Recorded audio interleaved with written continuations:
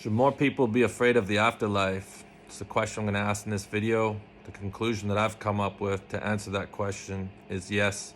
I'm going to share with you guys why I feel so. Now, in 2014, after I attempted to leave this place and Archangel Michael appeared, I started receiving multiple visitations from angels like Michael, Raphael, Metatron, Lucifer. Woke up to an ET standing by my bed. Started having out-of-body experiences where I was shown things by the angels and started having visitations from Jesus. Started working with shamans and going on ayahuasca ceremonies and learning things from the angels there.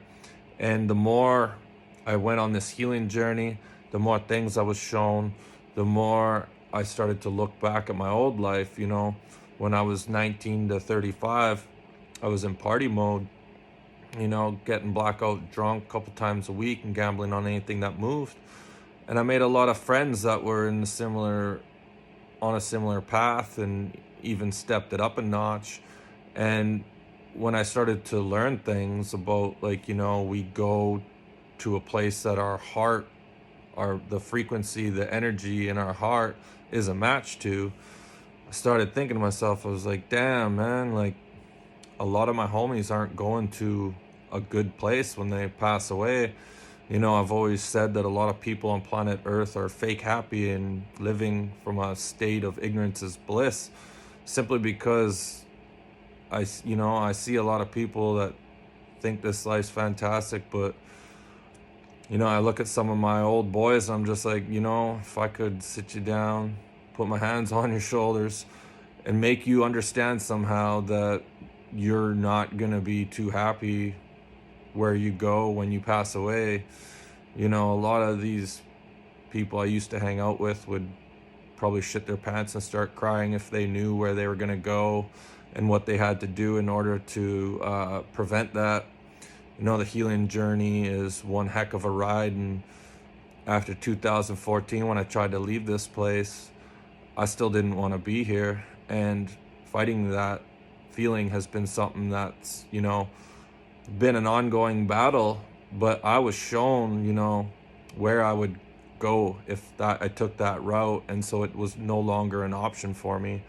But there's multiple things that can happen when you pass away if you just go through this life in party mode and you ignore that pain in your heart. So you can get sucked back into this incarnation, and depending on your understanding of this reality, that may or may not be a bad thing. You know, I see people in the spiritual community that are all blissed out and saying that this is heaven and this earth is their heaven. And if that's where you're at, then that's fantastic. For me personally, this is not my heaven and this earth is not my heaven. But, you know, there's multiple layers to hell, right? And the first levels for, you know, the people that are just a little bit naughty. And then the more naughty you are, the further down you go, right? And, you know, if I was to fast forward a recorder following me around my whole life, you would see that I was pretty much quiet to myself or nice to other people for the majority of the time. But what was very interesting was that I carried around a hatred for Jesus and my guides and angels for this life that I was given that aligned to fallen angel energy. And I was shown that the images that I would have in my mind at times was aligning to this energy. My guides and angels allowed a fallen angel to attach to my aura field, and for 18 hours I got to experience the most anger, hatred, and rage towards God. And that alone was enough to get me in a low-level place in hell, in the afterlife, simply because, you know, even though I've prayed to Jesus the majority of my life, I've had a love-hate relationship. It was like, okay, Jesus, like, I know I got to open up my heart. I got to do this. I need your help for this and that. But at the same time, for a lot of the years in my life, I was also like, you know, why the fuck would you give me this life? This is fucking bullshit, that kind of thing, right? And at certain times in my life, it got to the point where I would picture myself reaching down into hell and making pitchforks from lava and throwing them through the clouds. And this energy alone, when you carry anger and hatred towards Jesus, you're aligning to fallen angel energy. Hell's got all these dimensions, right? So imagine doing a healing journey in hell when you can barely breathe. It stinks and you can't sleep, and there's souls crying out in torment. The healing journey on planet Earth can be enough. Imagine doing it down there. It's not an evolution you want to experience.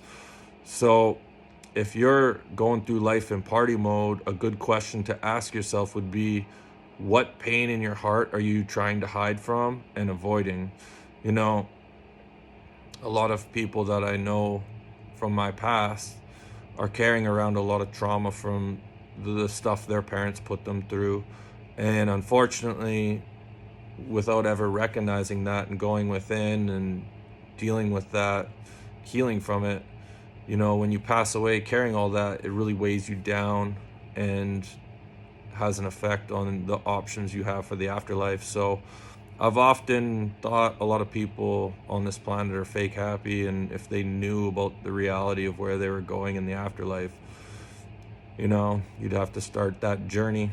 But that's all I got for this one. Thanks for watching. See you in the next one.